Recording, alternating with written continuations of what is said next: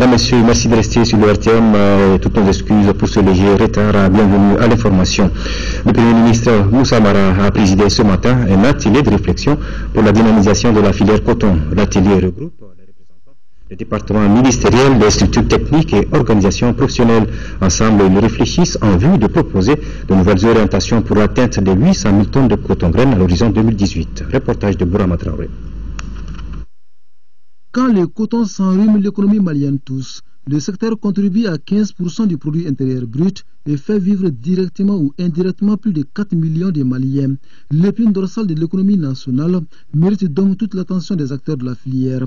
D'où cette volonté commune de dynamiser davantage le secteur. Le secteur coton a besoin d'être dynamisé en lui donnant un nouveau souffle, de nouvelles directives, de nouvelles orientations et une plus grande inclusivité.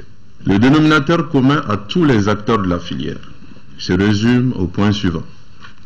D'abord, sauvegarder la filière, la développer et lui faire jouer un rôle de plus en plus important dans l'économie nationale et pour le développement rural du pays. Ensuite, rendre la filière rentable à l'économie nationale avec la participation de tous les acteurs de la chaîne de valeur du coton. Parmi ces acteurs, les producteurs, les transformateurs et fournisseurs d'intrants, il s'agit de les amener à définir les grandes orientations d'une nouvelle politique visant à faire du secteur coton une source de croissance. Après la crise de 2000 qui a vu la chute de la production cotonnière au Mali, le secteur commence à sortir la tête de l'eau. La production du coton qui avait fortement chuté lors de la crise s'est redressée au cours des 3 dernières campagnes agricoles. Grâce à une amélioration de la gestion de l'entreprise CMDT, un soutien de l'État à travers des prix aux producteurs et la subvention des intrants.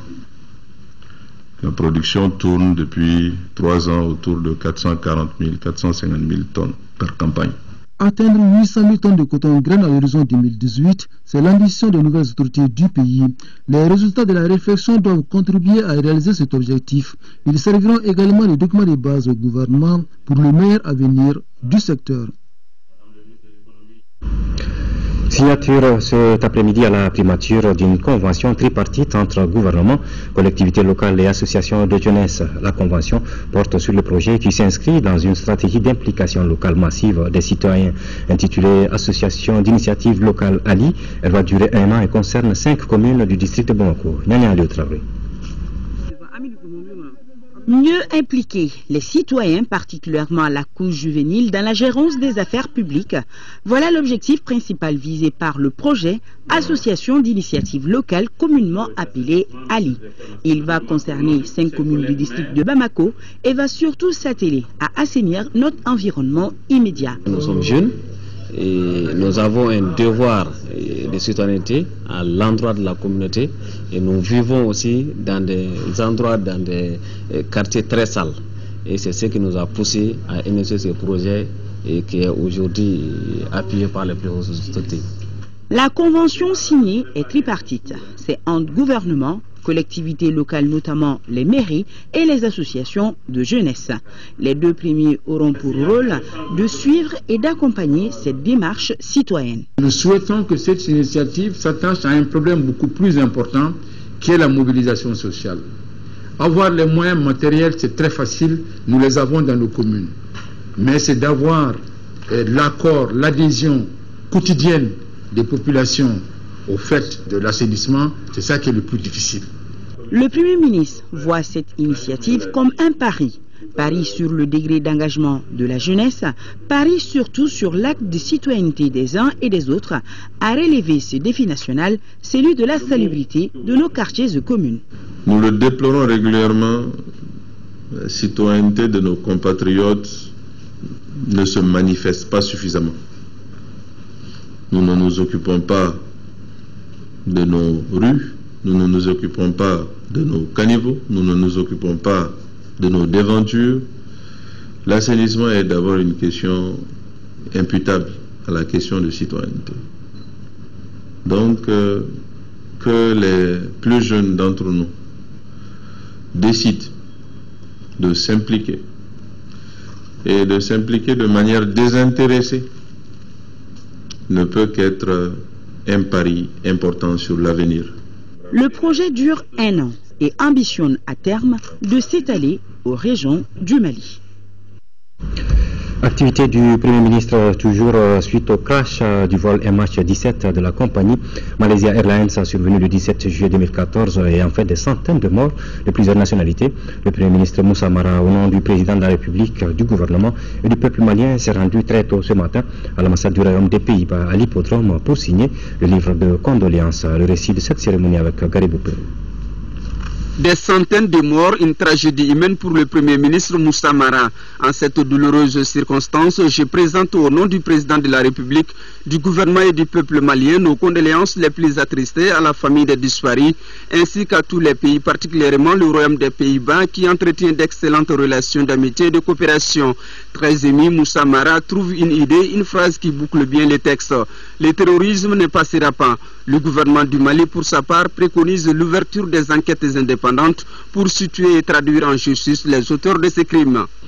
Je suis venu ce matin au nom du président de la République et du gouvernement transmettre d'abord notre tristesse, notre douleur et la compassion de l'ensemble du peuple malien vis-à-vis du peuple néerlandais et de manière générale vis-à-vis de tous les peuples dont les représentants ont été touchés dans leur chair par cet acte criminel, barbare, terroriste.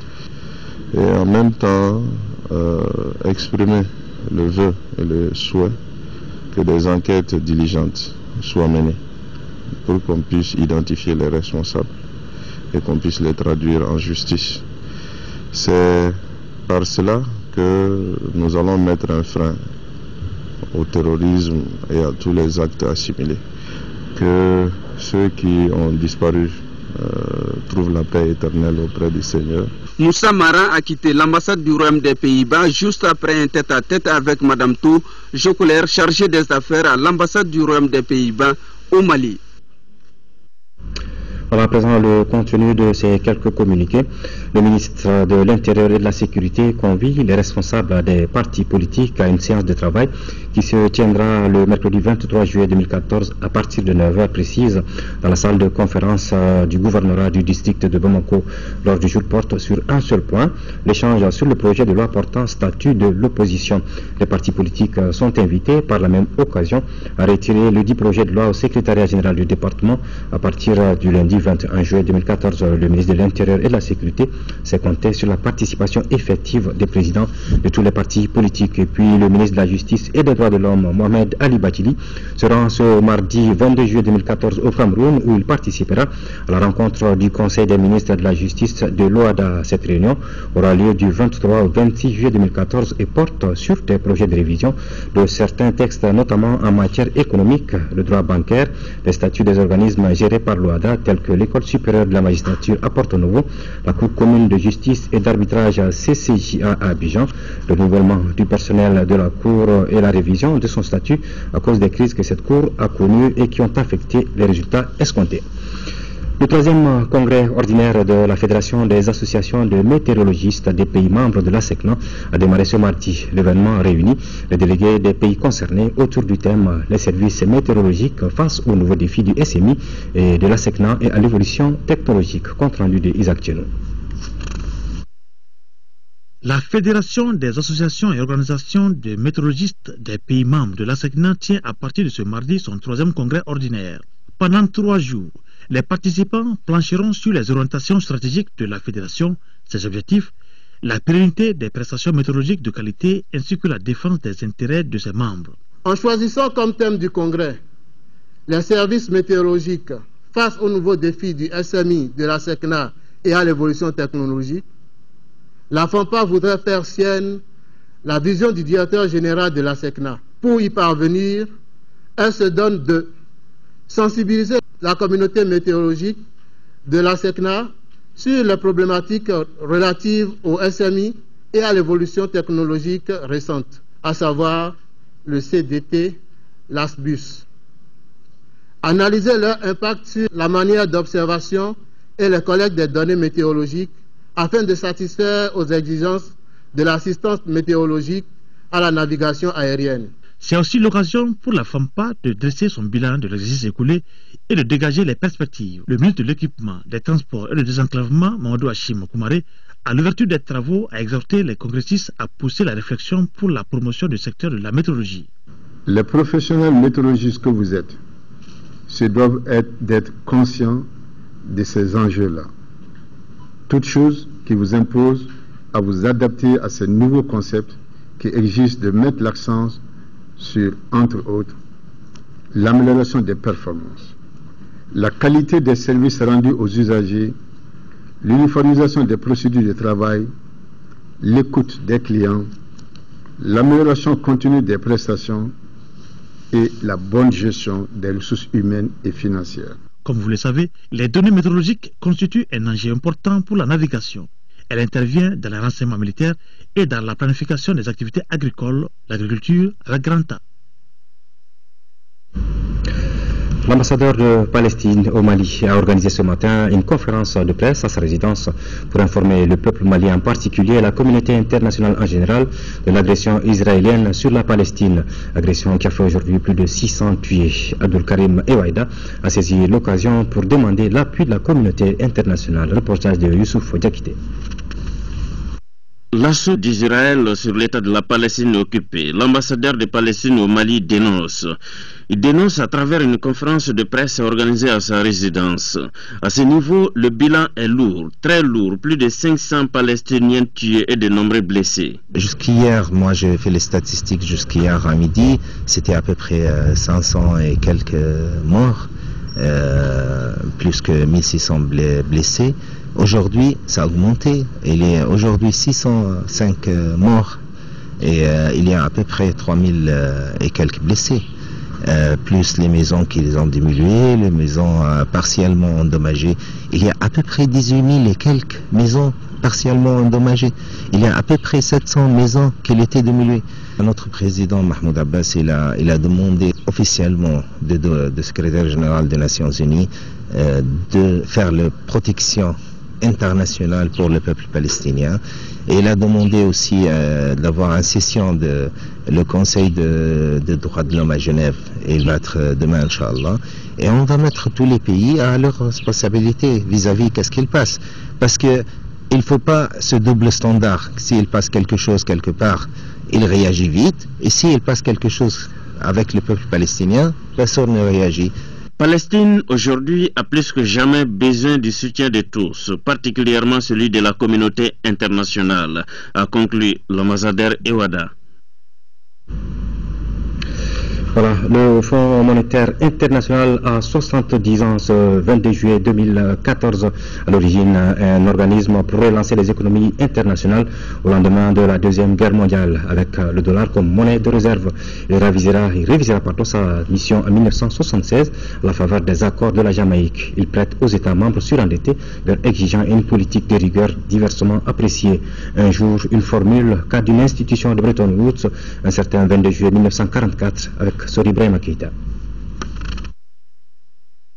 Nous sommes le 22 juillet 1944, au crépuscule de la Deuxième Guerre mondiale. 44 États réunissent à la faveur d'une conférence dite de Bretton Woods aux États-Unis. Objectif: relancer les échanges internationaux suffisamment malmenés par la Grande Guerre. Les accords ici signés réforment le système monétaire.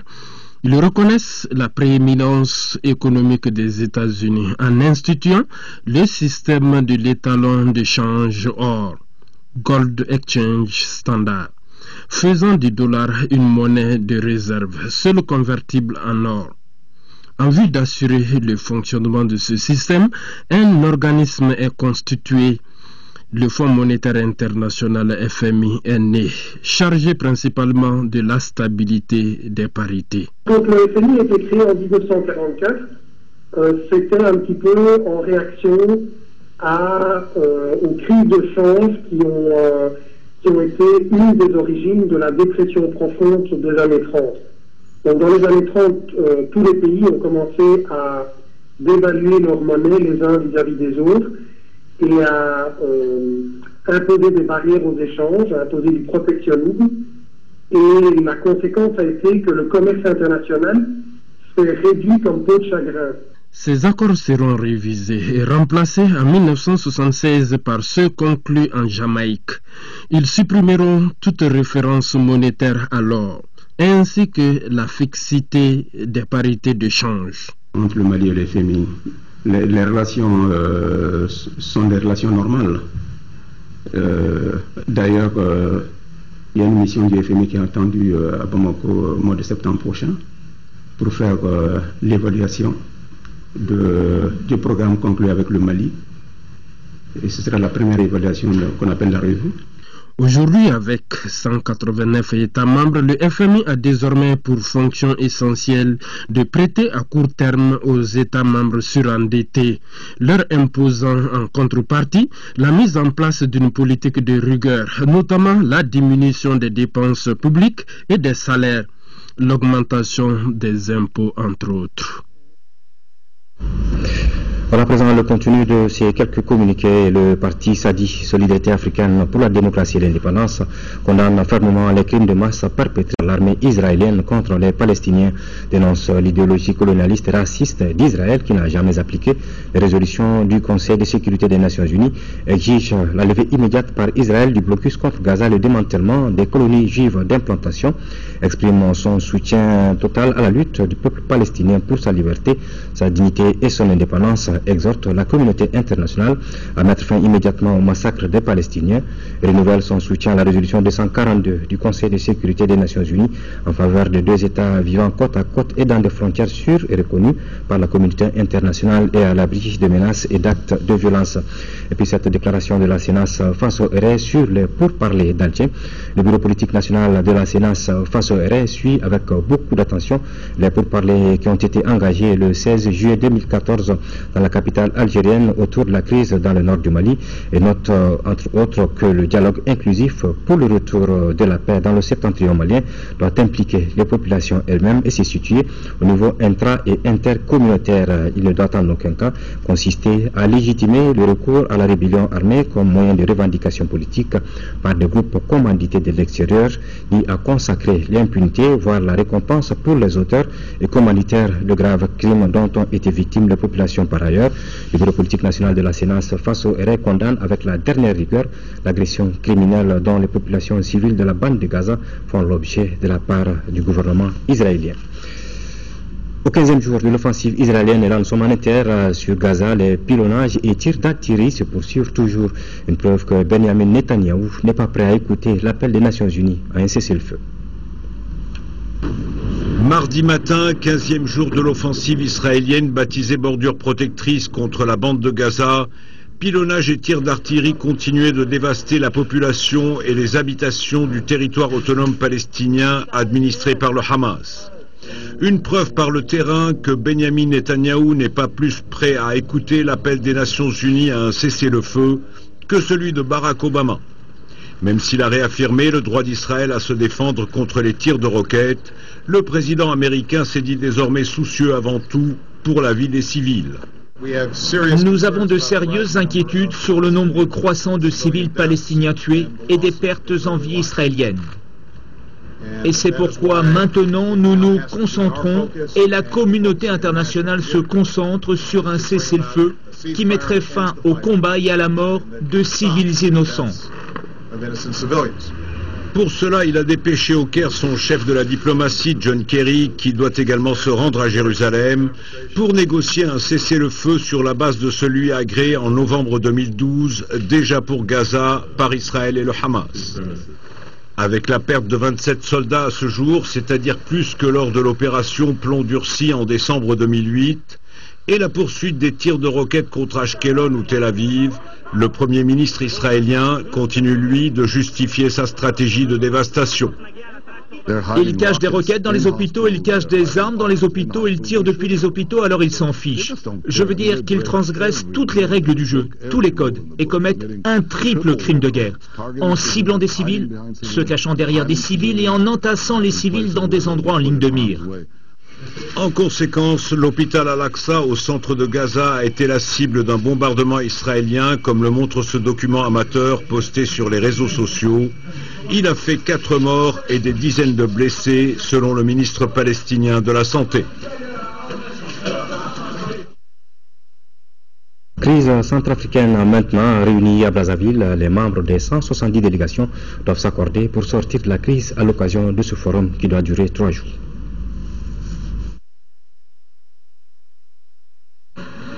C'est par bus que les membres des 170 délégations centrafricaines présentes à Brazzaville ont rejoint ce matin le ministère des Affaires étrangères où se poursuivent les travaux du Forum de réconciliation. Ensemble, gouvernement, politique, société civile, représentants des communautés religieuses doivent s'accorder pour sortir de la crise. Tous ceux qui ont fait le pas pour venir, j'ose espérer qu'une aspiration profonde les habite et que le désir sincère, authentique de sortir de cette crise va pousser les uns les autres à enterrer une fois pour toutes nos haches de guerre. Mais dès l'ouverture, les représentants des ex-Séléka, la rébellion qui a renversé le président Bozizé avant d'être chassé du pouvoir, auraient réclamé la partition du pays. Propos largement commentés ce matin alors que la rébellion boycottait les travaux. Je pense qu'ils veulent juste s'imposer, mais la partition, ça c'est une illusion, ça n'aura jamais lieu. Même si quelque part il y a un petit refroidissement dans les interventions des uns et des autres, mais je sais que ce problème sera arrangé avec l'aide de la communauté internationale. En leur absence, les travaux de 2 des 3 commissions sur la cessation des hostilités et le désarmement des groupes armés ont été suspendus. Un coup d'arrêt qui met en péril la signature de tout accord d'ici à mercredi, date prévue de la fin du forum. Voilà, retour à l'actualité nationale avec le contenu de ces 2 autres communiqués. L'Association malienne des droits de l'homme AMDH se réjouit de la reprise des négociations entre le gouvernement du Mali et les groupes armés du Nord.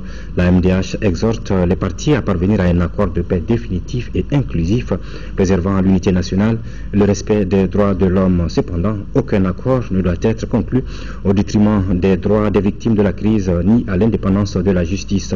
L'AMDH rappelle que toute libération des présumés criminels devrait avoir lieu par voie judiciaire dans le cadre strict de l'instruction en cours afin de ne pas engendrer une logique d'impunité.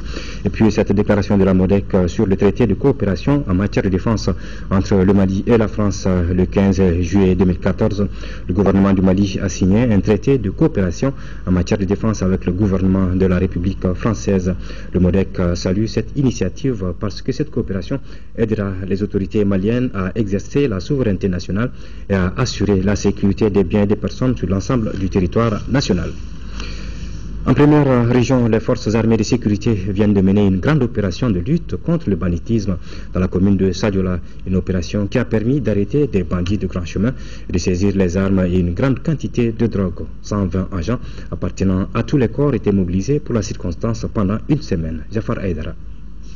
Aujourd'hui, il y a une prolifération des sites d'orpaillage traditionnels qui sont devenus des nids criminogènes, des lieux de refuge des malfrats se livrant à des actes de banditisme tels que des assassinats, des cambriolages, des viols, des enlèvements de bétail et braquages.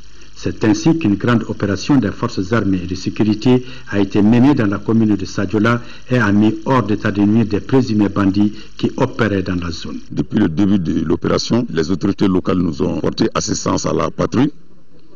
Et on a eu des informations sans quoi la mission ne pouvait pas réussir. Et toujours nous demandons la bonne compréhension de la population, la collaboration, pour qu'ensemble on puisse extirper les mauvais citoyens de la société. Cette opération de grande envergure a permis aux forces armées et de sécurité de saisir des fusils, des cartouches, des stupéfiants, des motos, d'où la satisfaction des autorités municipales. Nous sommes très heureux par rapport à cette mission sécuritaire. Elle est venue à point nommé parce que chacun de nous va s'y rendre compte que l'insécurité règne beaucoup à Sadiola. Donc c'est une activité qu'on doit héréditer parce que Sadiola aujourd'hui engorge plus de 3 ou 4 sites d'orpaillage et surtout autour des mines. Donc ça engendre beaucoup de malfrats. Et le petit développement aussi va avec ça. il va avec la prostitution, il va avec le banditisme de grand chemin. Donc nous remercions les autorités régionales, le commandant de compagnie et puis tous les éléments de sécurité qui étaient sur le terrain. Et la commune va s'y mettre aussi pour vraiment instaurer une sécurité et pour tous. Alors dans ce sens, la commune elle est prête à contribuer à la sécurisation de sa population. Il faut noter que cette opération est la deuxième du genre après celle de Kenyeba qui s'est déroulée du 26 juin au 2 juillet 2014 dans la région de Caille. Restons en première région avec cette restitution hier lundi à Caille des rapports 2012 et 2013 du médiateur de la République. Au total, 175 réclamations ont été adressées à l'institution dirigée par Baba Hakim Aïdara avec une prédominance des litiges domaniaux et fonciers. Une vingtaine de réclamations proviennent de la région de Caille et la plupart d'entre elles ont été traitées. C'est ce que nous dit Jafar Aïdara que nous retrouvons. Le médiateur de la République a reçu l'année dernière 175 dossiers de réclamation sur lesquels 98 ont été clôturés. Le traitement des 77 restants est en cours. Plus de la moitié des réclamations concernent la gestion domaniale et foncière, soit 52%. Suivent la justice, la protection sociale, la gestion des carrières des agents de l'État, les contrats et marchés, les litiges privés, l'éducation, la fiscalité et les douanes. Pour ce qui est de la région de Caille, elle a saisi en 2013 le médiateur de la République avec 21 réclamations. Alors la 21 réclamations se situent dans le cadre des litiges fonciers, prioritairement. Ensuite, il y a le problème de pension, le problème de régularisation des situations administratives et le problème d'exécution des décisions de justice avec les collectivités. À la date d'aujourd'hui, je pense que la plupart des dossiers de Caille sont pratiquement clôturés. À en croire le directeur des réclamations du médiateur de la République, Adama Tchemogo Traoré, à part 2 ou 3 dossiers, tous les autres ont été bouclés. Il faut dire que les participants ont été suffisamment édifiés sur les missions du médiateur de la République, Baba Hakim Aïdara, dont l'organisation de l'espace d'interpellation démocratique aidé, un rôle qui revenait jusque-là au ministère de la Justice. 1,4 milliard de francs CFA, c'est la valeur des intrants agricoles que le Fonds de stabilisation économique et sociale vient de mettre à la disposition des producteurs agricoles des régions de Mopti, Gao et Tombouctou. Cette distribution gratuite, composée d'environ 400 tonnes de semences de riz, 2000 tonnes d'engrais, est destinée aux populations victimes de la crise. Reportage de Yeya Tandina.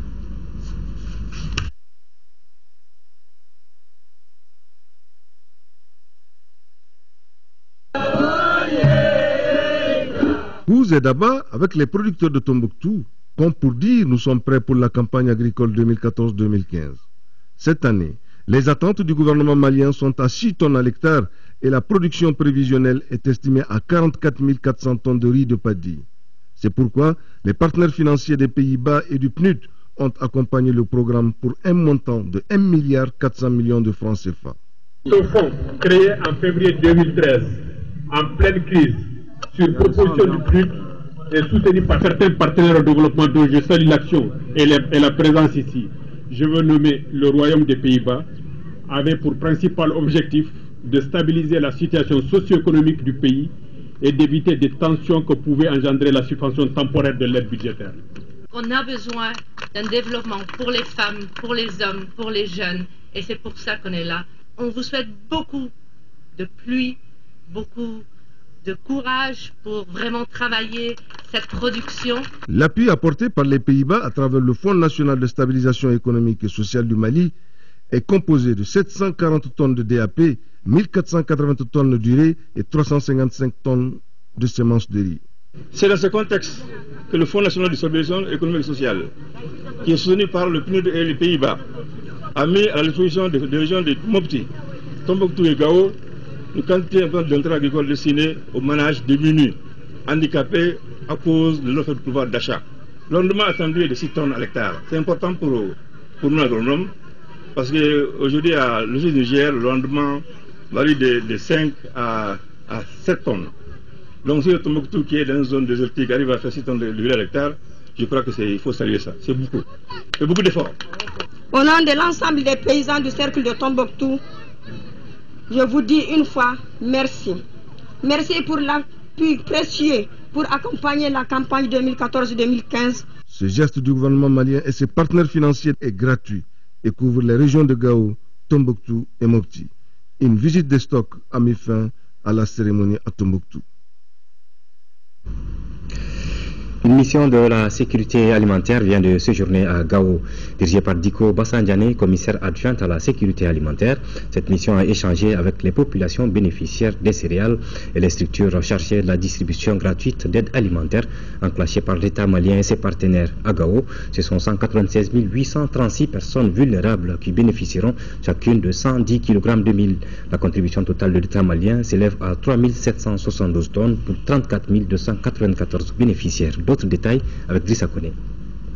Cette mission du commissariat à la sécurité alimentaire est venue se rassurer de la distribution gratuite d'aide alimentaire de l'État et ses partenaires dans la région de Gao. Il s'agit pour nous de venir voir par rapport à ce qui est planifié en matière d'appui alimentaire, voir qu'est-ce qui a été fait, qu'est-ce qui reste à faire, s'il y a des goulots d'étranglement éventuellement, comment nous pouvons ensemble en tout cas les gérer. L'alternative à ces distributions gratuites, c'est justement de développer la capacité au sein des populations, au sein des communautés. Le terme, c'est la résilience, c'est les aider à reconstituer leur capacité à subvenir à leurs besoins. Ça, c'est l'aide qui est beaucoup plus importante encore que l'aide alimentaire. La délégation s'est d'abord entretenue avec les acteurs de la société civile et ceux de la sécurité alimentaire. Après échange avec ces différentes couches, la délégation s'est rendue au magasin de l'OPAM pour constater de visu le stock disponible à cet effet. Sur les 196 836 bénéficiaires à Gao, l'État prend en charge 34 294. Au total, ce sont 3 772 tonnes, soit 110 kg par personne, qui seront distribuées dans les 6 prochains mois.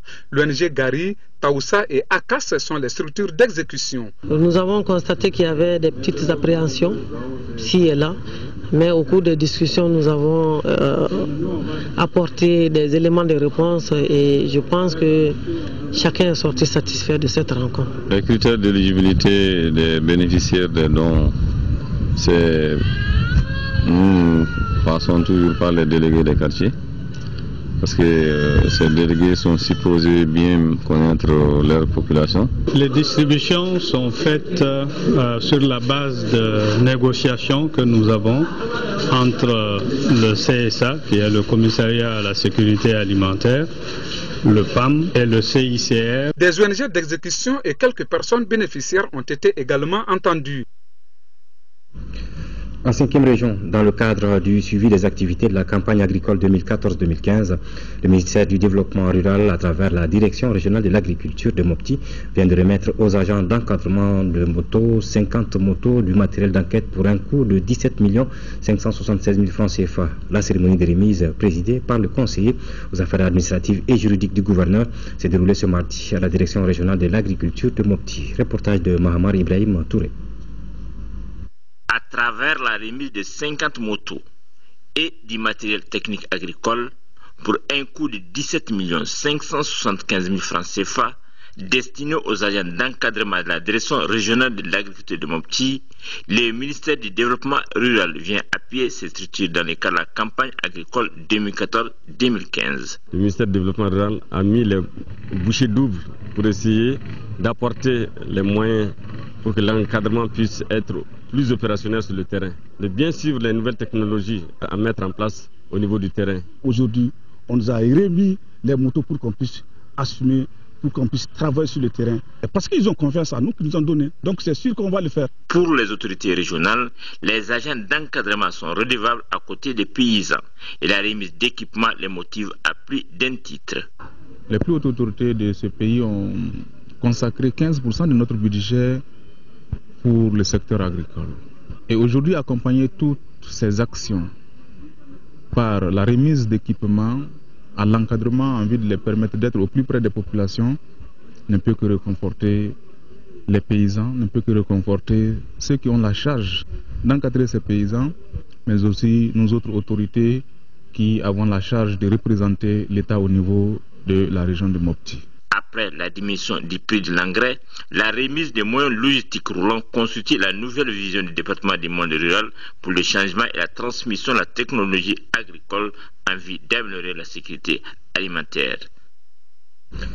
En 5e région, toujours une centaine de maisons endommagées, des greniers emportés par les eaux. C'est le triste bilan de l'inondation survenue ce mardi 22 juillet vers 3 h du matin dans le village de Youré. Aussitôt informé, le chef de l'exécutif régional de Mopti, Kamankane, la tête d'une importante délégation composée de chefs de services techniques, de partenaires au développement et d'ONG, s'est rendu sur les lieux pour constater des visu les dégâts causés. Le gouverneur de la région de Mopti, Kamankane, au micro de Mahamar Ibrahim Touré. Le village a été victime d'une inondation suite à la grande pluie que nous avons reçue hier soir. Chaque fois qu'il y a grande pluie, il y a les collines qui déversent les eaux et tout de suite le village est inondé. Malheureusement, pour des raisons culturelles, les populations, comme vous le savez, n'abandonnent pas si facilement leur terroir.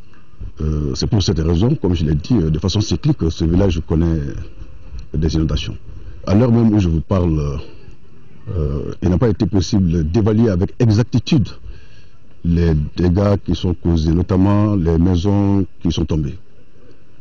Mais ce travail est en train d'être fait et c'est après seulement que nous aurons une idée exacte des dégâts.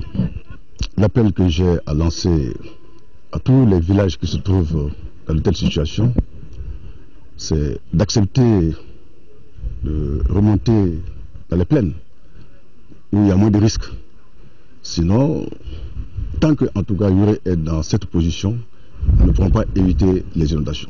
J'avoue que nous avons des partenaires très disponibles qui ne lésinent pas sur les moyens et je pense encore une fois l'occasion leur est donnée de venir au secours de ces populations. Voilà les textes régissant les élections et la promotion de la participation, la représentativité politique des femmes. C'est le thème d'un atelier de formation tenu ce matin au centre Awa Keïta. La session est organisée par la Fédération nationale des collectifs d'organisations féminines du Mali, FENACOF Mali, en partenariat avec le NDI. Fatoumata Kone. 8,66% de l'UE aux dernières élections communales sont des femmes selon les statistiques de 2009. Pour inverser cette tendance, la FENACOF Mali, en partenariat avec le NDA, a organisé cette session. Le but, préparer les candidates potentielles à rehausser le taux de représentativité des femmes lors de la prochaine élection communale prévue pour octobre 2014. Cet atelier a pour objectif spécifique de développer le leadership des femmes candidates potentielles aux élections communales, les outiller afin qu'elles aient une connaissance approfondie sur le processus électoral, les textes et les étapes, renforcer leur capacité sur la préparation, l'organisation et la conduite d'une bonne campagne électorale.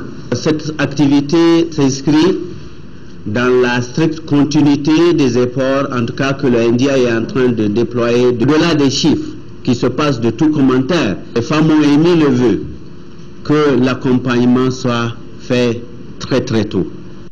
Les exposés seront faits sur l'organisation électorale des candidates, la conduite à tenir pendant ces communales. L'aspect financier de la campagne communale sera largement débattu. Nous remercions la FENACOF Mali et son partenaire le NDI pour cette belle initiative consistant d'une part à développer le leadership des femmes et d'autre part la capacité des femmes candidates pour leur meilleure participation et représentation aux instances de délibération des collectivités territoriales. À cette rencontre participent une quarantaine de candidates potentielles de tous les partis politiques du Mali. Voilà, le Mali a été honoré en Allemagne au mois de juin dernier. Notre compatriote, le Dr Ibrahim Togola de Mali Folk Center, a reçu le 10e prix de Solar World Einstein Award. Son trophée a été présenté aux hommes de médias au cours d'un point de presse. C'était ce matin au siège de l'ONG Mali Folk Center, point de presse suivi par Lamine Keïta. Le docteur Ibrahim Togola, 46 ans, est le plus jeune et le premier Africain à recevoir ce prestigieux prix. Ce titre honorifique de Solar World est attribué depuis 2005 à des personnalités qui se sont fait distinguer par l'utilisation de l'énergie solaire comme source de la présente et future puissance énergétique du monde. Je suis vraiment très heureux en tant que Malien, en tant qu'Africain, d'être vraiment distingué au niveau de la communauté internationale. Et parmi tous ces différents grands experts, politiciens, scientifiques, intervenant dans la promotion des énergies renouvelables, et que le choix de ce jury international a été porté sur ma modeste personne, et étant aussi les premiers Africains à recevoir le prix Einstein pour le développement de l'énergie solaire dans le monde. Et donc je pense que ces prix, je les dédie donc, à mon père qui m'a beaucoup encouragé à étudier à l'école, ma maman, et donc mes collègues et collaborateurs à tous les Mali, à toute l'Afrique. Ingénieur et fondateur de l'ONG Mali Folk Center, le docteur Ibrahim Togola estime que la place de l'énergie solaire est prépondérante dans le développement d'un pays comme le nôtre. Aujourd'hui, l'Afrique bénéficie d'un environnement très favorable, le Mali, parce que ces technologies, surtout l'énergie éolienne et l'énergie solaire, sont des technologies qui sont assez matures, bien prouvées, disponibles, et donc qui peuvent répondre aujourd'hui à nos besoins énergétiques cruciaux. Je pense que ça c'est extrêmement important. Le lauréat du prix Solar World Einstein compte mettre les bénéfices de son trophée, estimé à plus de 10 millions de francs CFA, à la disposition de certains centres de santé et des écoles en milieu rural pour leur éclairage. C'est tout pour ce journal. Merci de l'avoir suivi. Les éditions d'information de la mi-journée à 10h et à 13h vous seront présentées par Khadija Toukone. Merci et bonne suite des programmes.